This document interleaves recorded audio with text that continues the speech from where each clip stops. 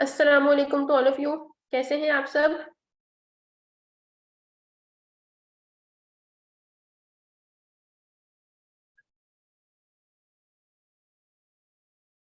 मैं उम्मीद करती हूँ कि आप सब लोग खैरियत से होंगे। आज हमारा 12th लेक्चर है डेवलपमेंटल साइकोलॉजी का। कल हमने जो 11th लेक्चर किया था उसमें हमने एडोलेसेंस को डिस्कस किया था, जो 5th स्टेज थी डेवलपमेंट की।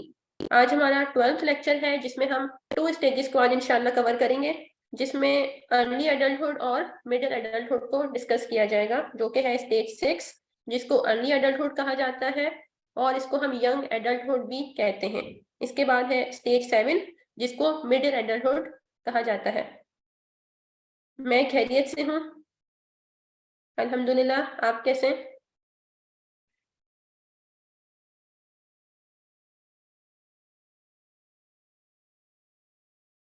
फिर हम आज का लेक्चर स्टार्ट करते हैं।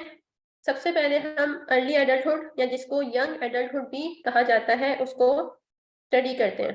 तो जो अर्ली एडल्टहुड जो पीरियड है या जिसको यंग एडल्टहुड कहा जाता है, उसमें अगर हम ड्यूरेशन की या टाइम रेंज की बात करते हैं तो उसकी जो ड्यूरेशन है तो वो होती है 19 से 35 ईयर्स ऑफ एज। कहीं पे 20 भी होगा, 20 से 30 तक भी होती है, ठीक है। यहाँ पे मैंने 19 से 35 ईयर्स ऑफ एज जो है इस स्लाइड में लिखा हुआ है। तो 19 से 35 या 20 से 30 तक भी हो सकती है, तो वो कहलाता है अर्ली एडल्टहुड या यंग एडल्टहुड का पीरियड।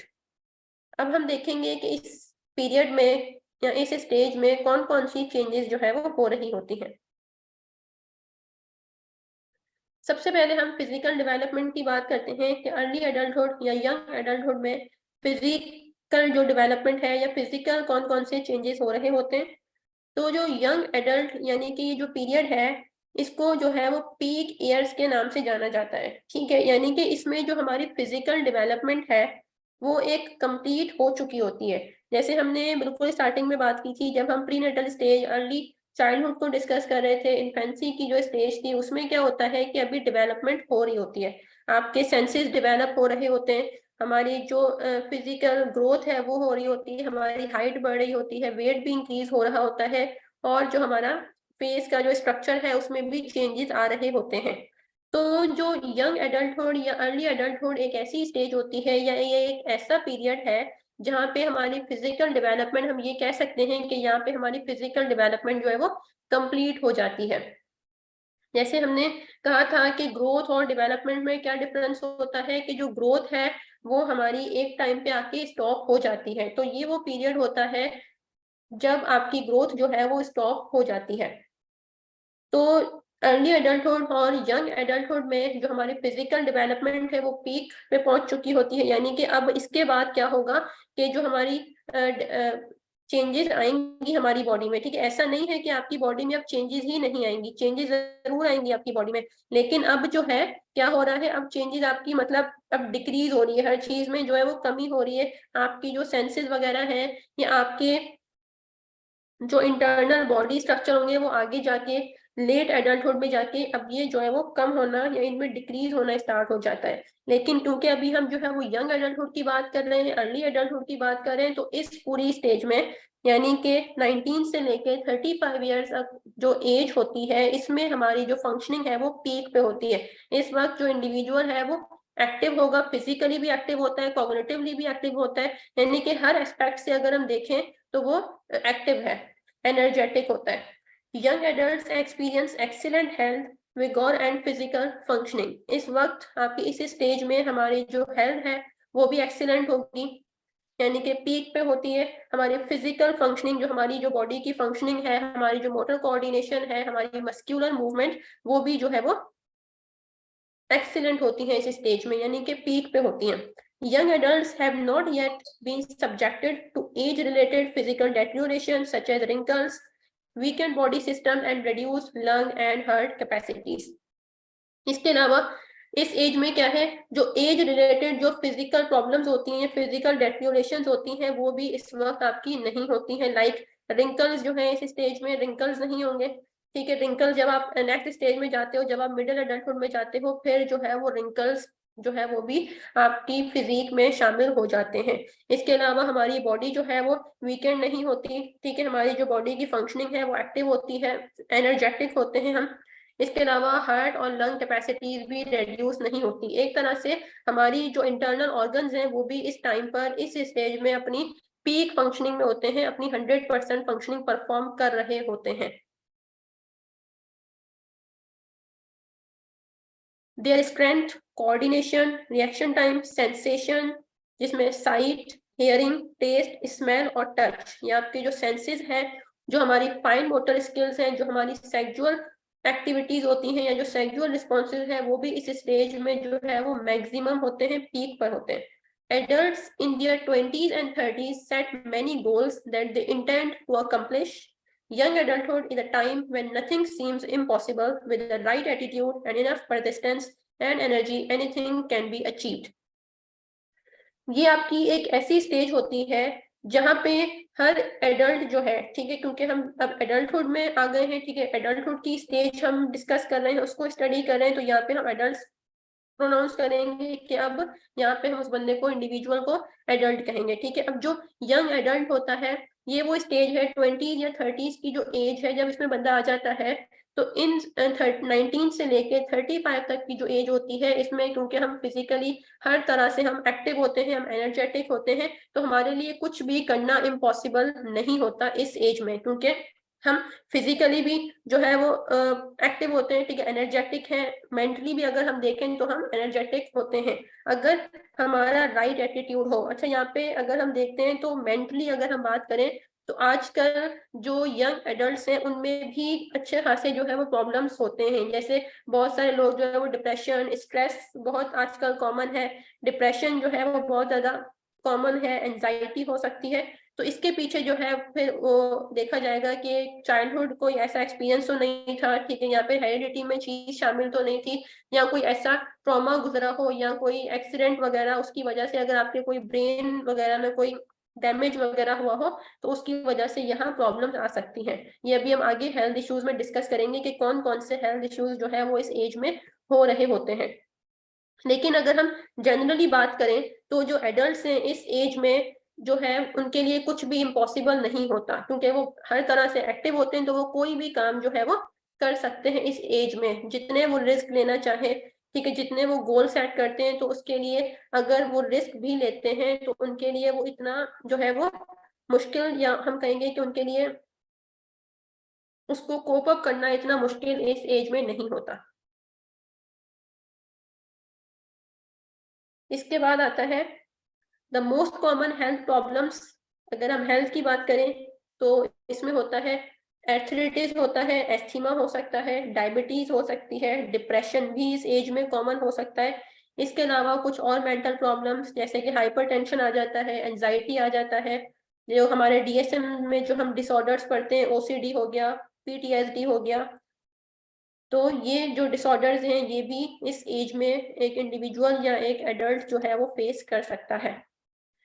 इसके अलावा अगर हम मेडिकल डिजीज की बात करें कि वो कौन कौन सी हो सकती हैं, तो एथेरोस्क्लेरोसिस हो सकती है, और जो है हार्ट और लंग प्रॉब्लम्स हो सकती हैं, किडनी प्रॉब्लम हो सकती हैं, और दूसरी जो इलनेसेस होती हैं तो वो भी बंदा इस एज में फेस कर सकता है।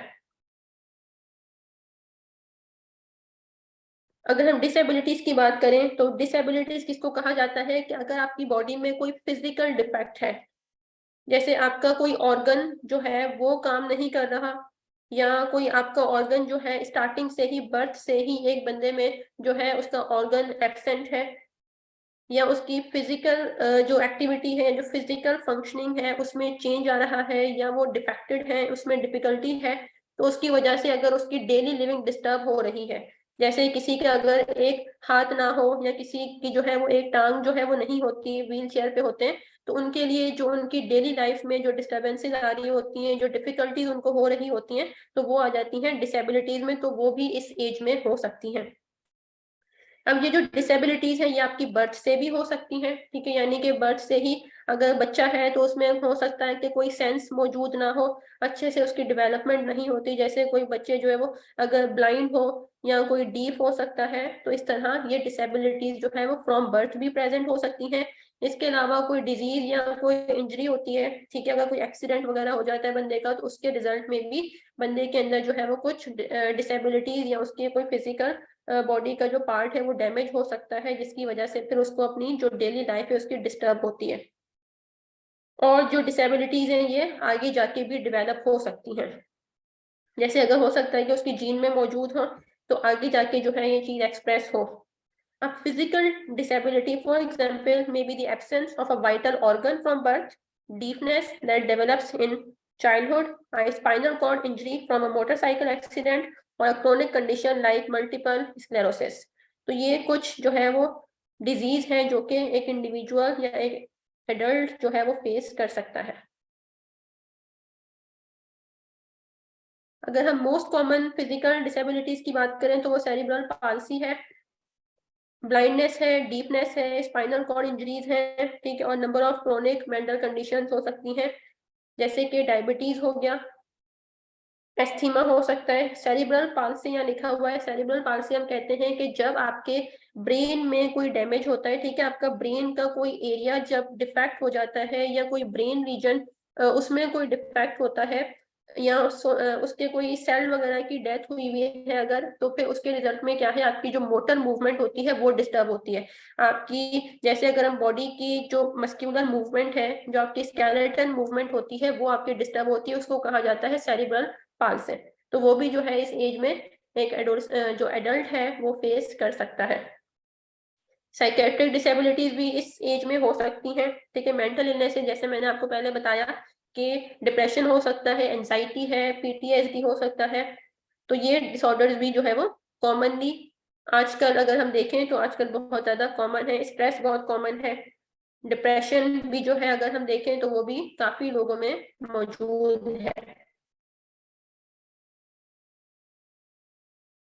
अब आती है इंटेलेक्चुअल डेवलपमेंट की। यंग जो एडल्ट होते हैं या जो अर्ली एडल्टहुड का पीरियड है उसमें जो एक एडल्ट होता है उसकी इंटेलेक्चुअल या उसकी इंटेलिजेंस किस तरह जो है वो डेवलप हो रही होती है। तो intellectual abilities assume new complexity. Many young adults who have attended college develop the ability to reason logically, solve theoretical problems and think abstractly।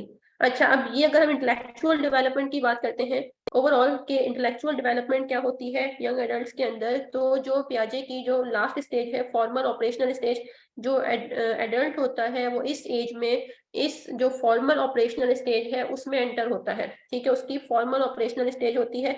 यानी कि इस स्टेज में जो एडल्ट है वो लॉजिकली सोचना शुरू करता है, उसकी जो थिंकिंग है वो एब्स्ट्रैक्ट थिंकिंग जो है वो डेवलप हो चुकी होती है। यहाँ पे मतलब अब क्योंकि जब आप यंग एडल्टहुड में आ जाते हो, ठीक है, आपने पूरा एडोलेसेंट का पीरियड गुजारा है, और जब आप मिडिल में और जब जाओगे, जब हम आगे पढ़ेंगे तो उसमें आपको और पता चलेगा कि हम किस तरह, क्योंकि उस वक्त तक हमारे जो एक्सपीरियंसेस हैं हमारे माइंड में, मतलब इतने एक्सपीरियंसेस आ जाते हैं या हम इतनी लर्निंग कर चुके होते हैं, इतनी नॉलेज हमारे पास आ जाती है कि जिसकी बेस पे हमारी जो थिंकिंग है वो भी काफी हद तक डेवलप हो गई होती है।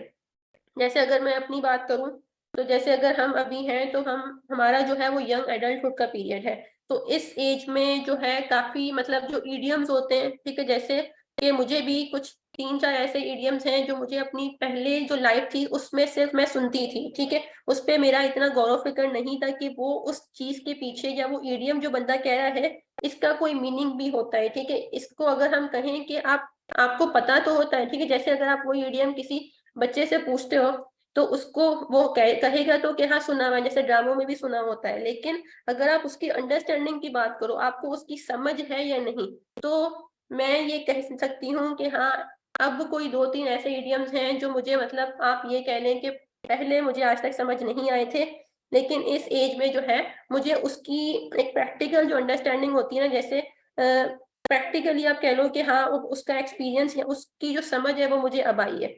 तो यहाँ क्या होता है कि आपकी जो थिंकिंग है वो डेवलप हो गई होती है और अभी भी हो रही है, ठीक है, ऐसा नहीं होगा कि अब बस थिंकिंग जो है वो डेवलप हो गई। अब जैसे जैसे हम आगे बढ़ते जाएंगे, ग्रो करते जाएंगे, चीजों को एक्सपीरियंस करेंगे, तो उसके रिजल्ट में हमारी जो थिंकिंग है और डेवलप होती है, क्योंकि हम अब जब आप किसी और फील्ड में जाते हो, जैसे हम कहते हैं ना कि एक बंदा की जो फील्ड है, अगर आप साइकोलॉजी के स्टूडेंट हो तो आपकी जो स्पेशलिटी है वो साइकोलॉजी में ही होगी, ठीक है। आपको अपनी फील्ड के बारे में ज्यादा पता होगा। अगर आपसे कोई जो है वो कंप्यूटर के बारे में या कंप्यूटर के फंक्शंस या जैसे आजकल ग्राफिक डिजाइनिंग का बहुत ज्यादा स्कोप है, ठीक है, उसके रिलेटेड आपसे कुछ पूछ लेता है तो हमें उसकी इतनी नॉलेज नहीं होगी, क्योंकि हम अपनी एक फील्ड के अंदर हैं और वो एक अलग फील्ड है। तो अगर जब आप यहाँ से दूसरी ऑर्गेनाइजेशंस में या दूसरी फील्ड्स में जब जाते हो तो उसकी क्लैरिफिकेशन आपको नहीं होती। तो जैसे जैसे आप उस नॉलेज को अपने अंदर लेते हो, ठीक है, आप उस चीज को लर्न करते हो, फिर आपके अंदर जो है उस चीज की समझ आपके अंदर आ रही होती है। तो यहाँ हम कह सकते हैं कि जो पियाजे कहते हैं कि यहाँ पे आपकी जो थिंकिंग है वो साइंटिफिक हो जाती है। और हम इस स्टेज में इसके अलावा क्या होता है कि हम ऑब्जेक्ट्स को जो है या आइडियाज को कंपेयर कर रहे होते हैं। जैसे यहाँ पे इस स्टेज में क्या करते हैं कि जैसे आपका कोई एक दोस्त तो होता नहीं है, ठीक है, एक से ज्यादा दोस्त है, ठीक है, तो हम यहाँ पे ये समझते हैं कि हाँ ये वाला बंदा है तो मैंने इससे इस तरह बात करनी है। एक सेम बात भी आप जो है दो लोगों को अलग अलग तरीके से कह रहे होते हो। क्यों कह रहे होते हो? क्योंकि आपको पता है कि अगर मैंने इसको इस तरह ये बात कही तो इसको समझ नहीं आएगी। जैसे कुछ लोग जो है वो होते हैं देर से बात को समझते हैं, कुछ लोग जो है वो जल्दी समझ जाते हैं, कुछ लोग जो है हमें ये सोच के भी बात करनी पड़ती है कि कहीं उसको बुरा ना लग जाए कोई अगर ऐसी बात है। और कुछ लोग होते हैं कि उनको आप डायरेक्ट जो है वो बात कह सकते हो। तो जैसे जैसे क्या है, अब लोग यहाँ पे क्या वेरी कर रहे हैं, आप एक ही बात को जो है अलग अलग पर्सपेक्टिव में देखते हुए उनको समझाने की कोशिश करते हो। और यहाँ पे इस स्टेज में क्या होता है कि हम सिस्टमेटिकली जो है प्रॉब्लम्स के जो सॉल्यूशंस हैं, यानी कि जैसे छोटे बच्चे होते हैं तो अगर उनके सामने कोई प्रॉब्लम आ जाती है या कोई एकदम उनके सामने कोई स्ट्रेस आ जाता है तो उसके लिए उनको कोप अप करना उनके लिए मुश्किल हो जाता है, ठीक है, उनको समझ नहीं आती कि हमने क्या करना है, तो वो अपने पेरेंट्स से जो है वो सॉल्यूशन मांगते हैं या उनसे उस चीज के बारे में बात की जाती है। लेकिन अगर हम यंग एडल्ट की बात करते हैं तो उसमें एज कंपेरेटिव टू एडोलेसेंट, ठीक है, एडोलेसेंट के साथ कंपैरिजन करेंगे क्योंकि अभी भी हमारी जो थिंकिंग है वो ग्रो हो रही है। मैं ये नहीं कह रही कि इस स्टेज में आपकी जो थिंकिंग है वो बिल्कुल अब आपको और सीखने की जरूरत नहीं है या आपके अंदर अब और थिंकिंग जो है वो डेवलप नहीं हो सकती। थिंकिंग जो हमारी कॉग्निशन है वो एक डेवलपमेंटल प्रोसेस है और डेवलपमेंट क्या है, चेंज होता है जो कि आपके थ्रू आउट द लाइफ जो है चलता है, ठीक है। आपकी थ्रू आउट द लाइफ आपकी कॉन्सेप्शन से लेके डेथ तक हमारी थिंकिंग में भी जो है वो चेंजेस आ रहे होते हैं। एक बंदा आज कुछ करेगा तो हो सकता है 3 दिन बाद उसी बात का जो है वो दूसरे तरीके से आंसर कर रहा हो। तो उसमें क्या होता है कि थिंकिंग भी जो है वो वेरी कर रही होती है। तो इस स्टेज में जो एडोलेसेंट है, सॉरी, जो अर्ली एडल्ट है या जो यंग एडल्ट होता है वो प्रॉब्लम्स के जो सॉल्यूशंस है उसको भी काफी हद तक सॉल्व करना अब जान चुका होता है कि हाँ अगर इस तरह होता है तो मैंने उसको ऐसे रिस्पॉन्स करना है on the basis of his और हर एक्सपीरियंस।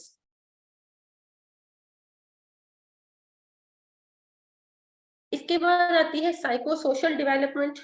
साइको सोशल डेवलपमेंट अगर हम इसमें देखें consist of changes in life style and relationships. अच्छा, अब यंग एडल्टहुड जैसे हमने बताया कि जो यंग एडल्टहुड का पीरियड है वो 19 या 20 से लेके 35 तक होता है या 30 तक भी।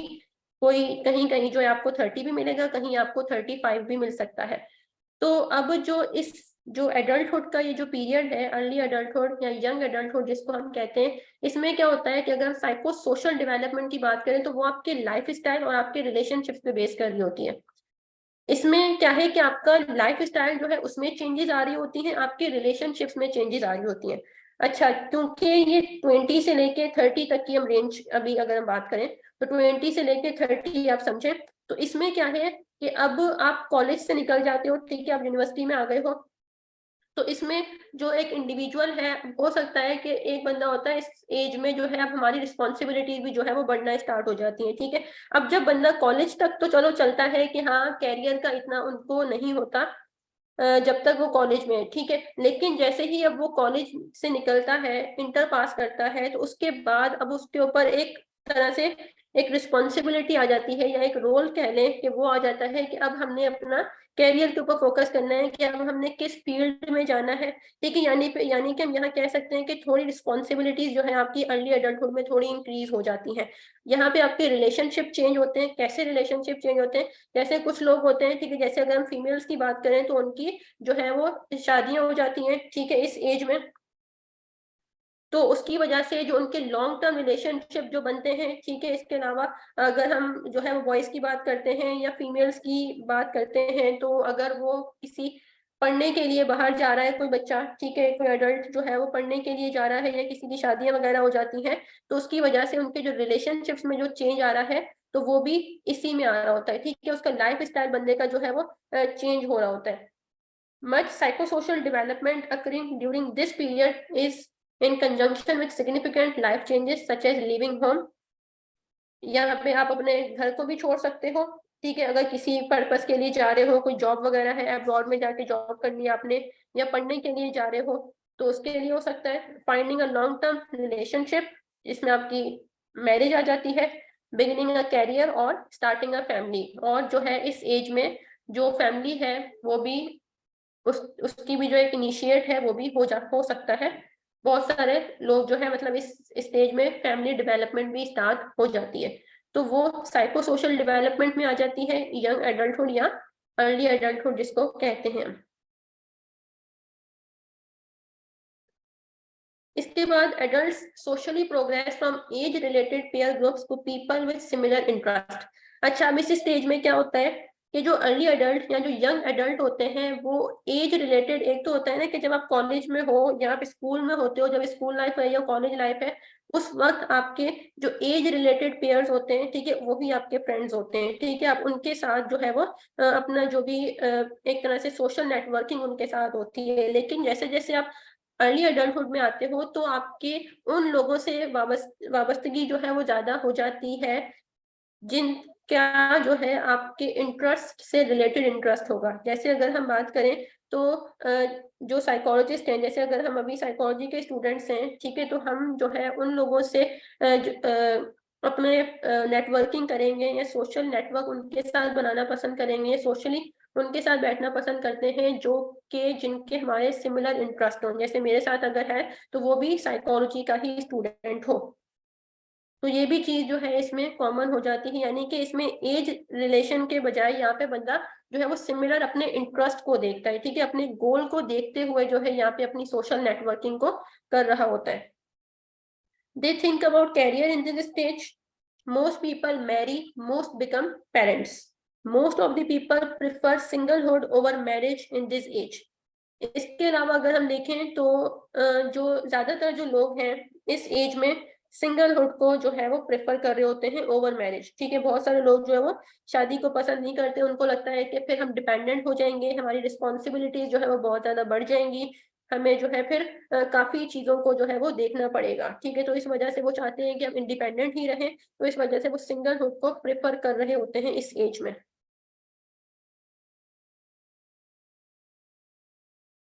यहाँ पे जो है अर्ली एडल्टहुड और यंग एडल्टहुड जो है वो खत्म होती है। अगर आपका उससे कोई क्वेश्चन रिलेटेड है तो आप मुझसे पूछें, फिर हम मिडिल एडल्टहुड स्टार्ट करते हैं।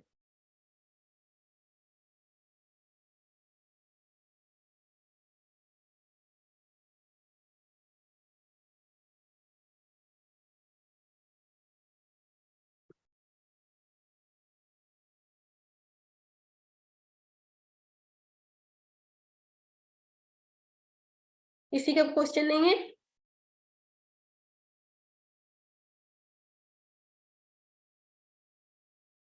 चले फिर हम अपनी नेक्स्ट स्टेज जो कि है सेवेंथ स्टेज ऑफ डेवलपमेंट, जिसको मिडिल एडल्टहुड कहा जाता है, उसको स्टार्ट करते हैं। मिडिल एडल्टहुड की अगर हम एज रेंज की बात करें या ड्यूरेशन की बात करें तो वो होती है 35 से 65 तक। कहीं पे ये भी जो है वो 30 से 60 भी हो सकती है, और कहीं पे जो है 35 से 65 भी होती है, और 65 के बाद जो है फिर लेट एडल्टहुड या जिसको ओल्ड एज कहा जाता है वो स्टार्ट हो जाती है, जो कि हम मंडे को इंशाल्लाह डिस्कस करेंगे। आज हम मिडिल एडल्टहुड को देखेंगे, तो 30 से 60 और 35 से 65 तक जो एज रेंज होती है उसको कहा जाता है मिडिल एडल्टहुड। अब इसमें क्या क्या चेंजेस होती हैं, तो अगर हम फिजिकल डेवलपमेंट की बात करें मिडिल एडल्टहुड में, तो यहाँ पे जो एक जो हमने पहली वाली स्टेज में बात की है अर्ली एडल्टहुड में, कि जो आपकी जो तमाम डेवलपमेंट है, फिजिकल है, सोशल है, कॉग्निटिव है, वो पीक पे होती है, ठीक है। मिडिल एज में भी जो है आपकी फिजिकल फंक्शनिंग जो है वो अच्छी होती है, ठीक है, लेकिन क्या है, अब जैसे-जैसे आप ग्रो कर रहे हो तो आपकी जो अब फिज़िकल फंक्शनिंग है या जो कॉग्निटिव फंक्शनिंग है, अब वो एक तरह से उसका डिक्रीज़ होना होता है, ठीक है? अब यहाँ पे आपकी जो फंक्शनिंग है, अब वो कम हो रही होती है। इस एज में जो है बहुत सारे जो है वो फिजिकल चेंजेस हो रहे होते हैं, ठीक है? Decade of exposure and use of the body results wrinkles, hair begins to thin and grey, hearing and vision decrease, organs no longer function as efficiently as they once did, and lung and heart capacities decrease. क्योंकि आप decade of exposure और use of the body results wrinkles, ठीक है? होता क्या है कि क्योंकि अब आपकी जो बॉडी है वो, अगर हम अर्ली एडल्टहुड तक जो हमने एक जिंदगी गुजारी है, ठीक है, 30 ईयर्स तक या 35 ईयर्स ऑफ एज तक जो हमारी एक जिंदगी गुजरी है, उसमें हमारी बॉडी जो है वो कंप्लीटली एक्सपोज हुई है, ठीक है? उसमें हम जो है वो बाहर गए, धूप में फिरे, ठीक है, घर में रहे, तो उसमें क्या है, एक तरह से हमारी जो बॉडी है हमने उसका काफी यूज किया है, ठीक है? अपनी बॉडी को यूज करते हुए उसको जो है वो एक्सपोज करते हुए, उसकी वजह से क्या होता है कि इतना ज्यादा एक्सपोजर हमारी बॉडी का या इतना ज्यादा बॉडी का यूज होने की वजह से क्या है, हमारी बॉडी में जो है वो रिंकल्स शो होना स्टार्ट हो जाते हैं मिडिल एडल्टहुड में। इसके अलावा जो हेयर्स हैं, ठीक है, उनका जो कलर है, ठीक है, वो चेंज होना स्टार्ट हो जाता है, ठीक है? हेयर की जो स्ट्रेंथ है वो भी वीक हो रही होती है। आपके जो सेंसेस हैं उसकी जो फंक्शनिंग है वो भी डिक्रीज हो रही होती है। जो हमारे वाइटल ऑर्गन्स हैं, जैसे हमारा हार्ट हो गया, हमारे लंग्स हो गए, हमारी किडनीज हो गई, उनकी फंक्शनिंग भी जो है अब आहिस्ता आहिस्ता जो है वो डिक्रीज हो रही होती है।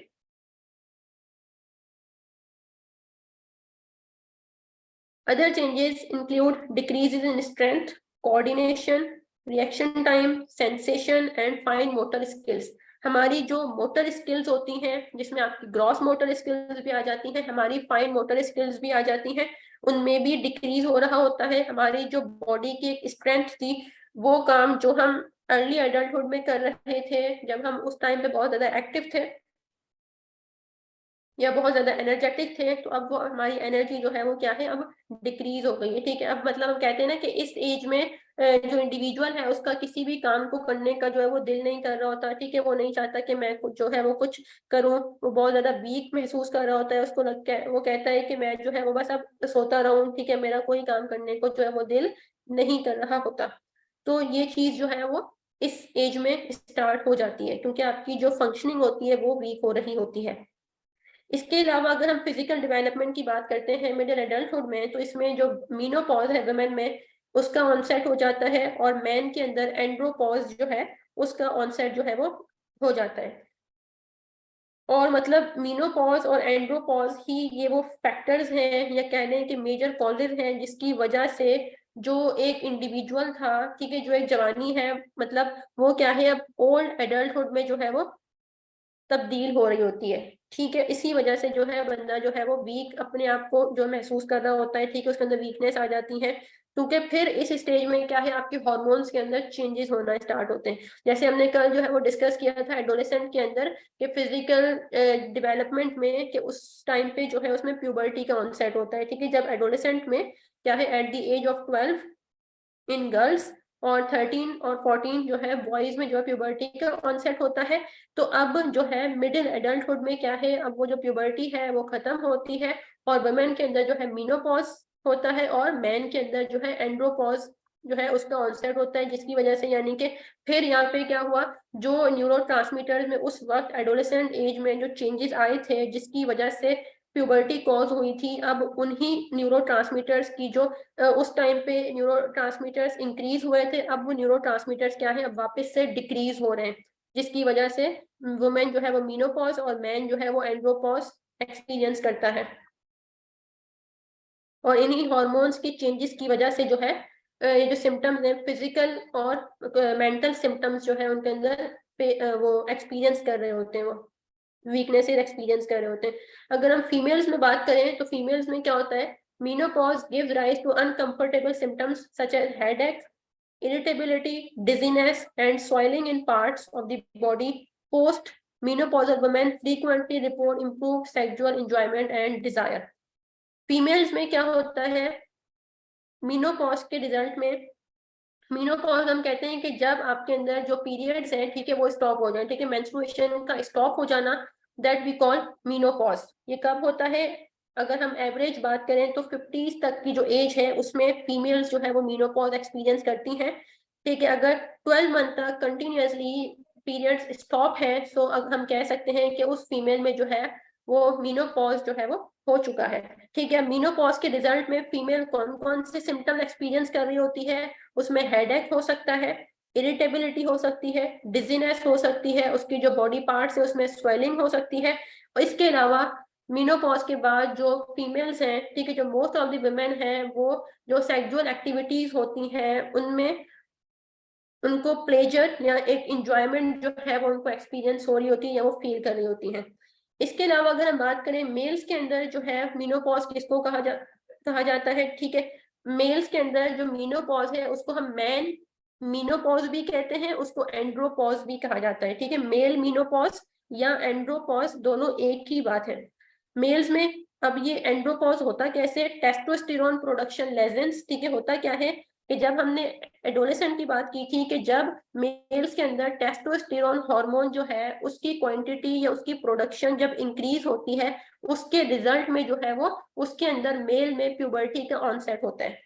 तो इसी तरह जब मिडिल एडल्टहुड में टेस्टोस्टेरोन हार्मोन की जो प्रोडक्शन है जब वो कम हो जाती है, तो उसके रिजल्ट में जो मेल है वो मीनोपॉज या एंड्रोपॉज को एक्सपीरियंस करता है। अब मेल के अंदर क्या क्या सिम्टम्स हो सकती हैं?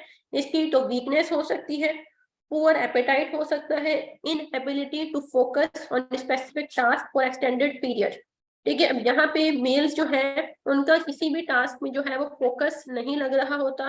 ठीक है, या वो किसी भी काम में फोकस नहीं कर पा रहे होते। ठीक है, फॉर एक्सटेंडेड पीरियड, एक लॉन्ग टाइम तक।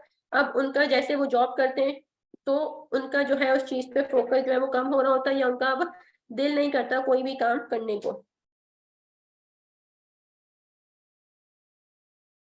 अगर हम हेल्थ की बात करें, मिडिल एडल्टहुड में कौन कौन सी हेल्थ प्रॉब्लम्स होती हैं? तो मिडिल एज में जो एडल्ट्स होते हैं, ठीक है, arthritis, asthma, bronchitis, coronary heart disease, diabetes, genito urinary disorders, hypertension और मेंटल डिसऑर्डर्स को एक्सपीरियंस कर रहे होते हैं।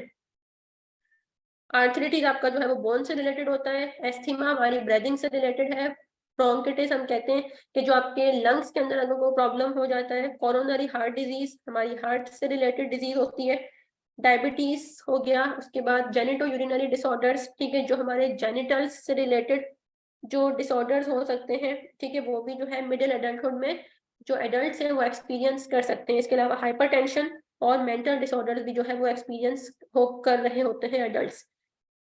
यहाँ पे एक लिखा हुआ है stress that one's resources to cope with demand will soon be depleted is present in all age groups although it seems to be unavoidable during middle age।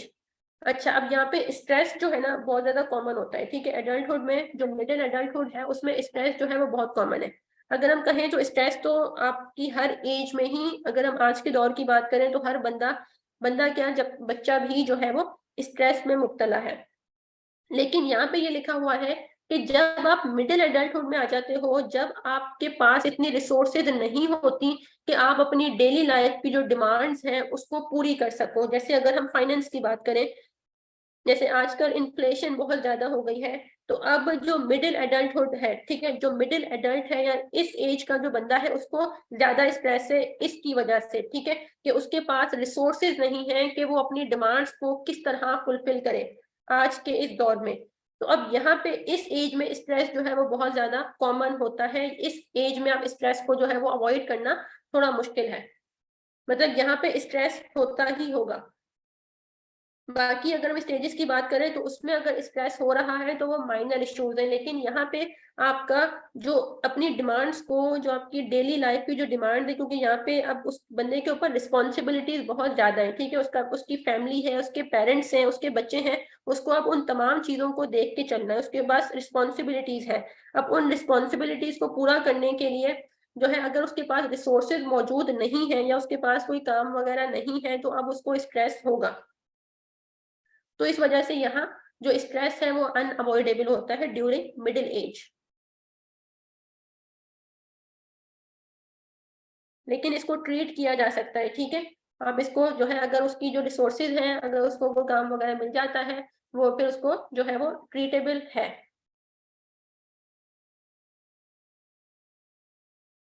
Middle adults are faced with stressors such as challenges of raising a family. कौन कौन से stressors हो सकते हैं वो यहाँ पे लिखे हुए हैं, जैसे कि फैमिली को रेज करना आजकल ये एक चैलेंज है। इसके अलावा जो है facing lay off at the office, ठीक है, यानी कि ऑफिस में कि उनकी किस तरह की परफॉर्मेंस है, वहां पे उनको ये डर लगा रहता है कि अगर हम काम नहीं करेंगे, ठीक है, तो हमें किसी भी टाइम जो है वो यहाँ से फारिग कर दिया जाएगा या फायर कर दिया जाएगा। तो ये भी जो चीज है वो इस टाइम पे उनको एक स्ट्रेस होता है कि अगर हमें जॉब से निकाल दिया गया या हमें फायर कर दिया गया तो उसके रिजल्ट में हमारी फैमिली का क्या होगा, या हम किस तरह अपनी लाइफ की जो चैलेंजेस हैं या हम किस तरह अपनी लाइफ गुजारेंगे। Learning to use technology that is continuously changing. इसके अलावा जो मिडिल एडल्ट्स होते हैं, ठीक है, अगर हम आज के इस दौर की बात करें, ठीक है, या क्योंकि अब टेक्नोलॉजी का दौर है, ठीक है, अब टेक्नोलॉजी, अब आज के जो बच्चे हैं वो तो जानते हैं कि हमने किस तरह टेक्नोलॉजी को यूज करना है, लेकिन आपके इस वक्त के जो मिडिल एडल्टहुड में जो लोग हैं उनके लिए, क्योंकि अब टेक्नोलॉजी रोज एक नहीं रहती, रोज ब रोज क्या है उसमें अपडेट हो रहा है, ठीक है, चीजें क्या है अपडेट होती जाती हैं। तो उनको अगर आप कोई एक चीज सिखा देते हो, ठीक है, उनके लिए टेक्नोलॉजी को लर्न करना इस एज में मुश्किल हो जाता है। एक तो क्योंकि एक वजह ये भी हो सकती है कि उनकी जो अब जो फंक्शनिंग है, अब वो उनका डिक्रीज हो रही है, ठीक है, उनकी जो सेंसेस हैं उनकी फंक्शनिंग में जो है वो डिक्रीज हो रही है। तो इस वजह से भी जो है, और उनकी जो ब्रेन फंक्शनिंग है, उनकी जो कॉग्निटिव एबिलिटीज है, ठीक है, उसमें भी जो है वो अब चेंज आ रहा है। तो इसकी वजह से भी टेक्नोलॉजी को लर्न करना या उसको यूज करना इनके लिए चैलेंजिंग हो सकता है, जो मिडिल एडल्ट होते हैं उनके लिए, जिन्होंने आज से पहले जो है वो कभी टेक्नोलॉजी को यूज नहीं किया। अगर हम आज के इस दौर की बात करें, जो हमारे बड़े हैं, उनके उस दौर में जब वो अर्ली एडल्टहुड में थे या जब वो एडोलेसेंट में थे, तो उस वक्त जो टेक्नोलॉजी है वो इस तरह की नहीं थी जो आज है। उसमें जो है वो डे बाय डे उसमें चेंज आ रहा है। Double responsibilities of caring for children and elderly parents में कॉज स्ट्रेस।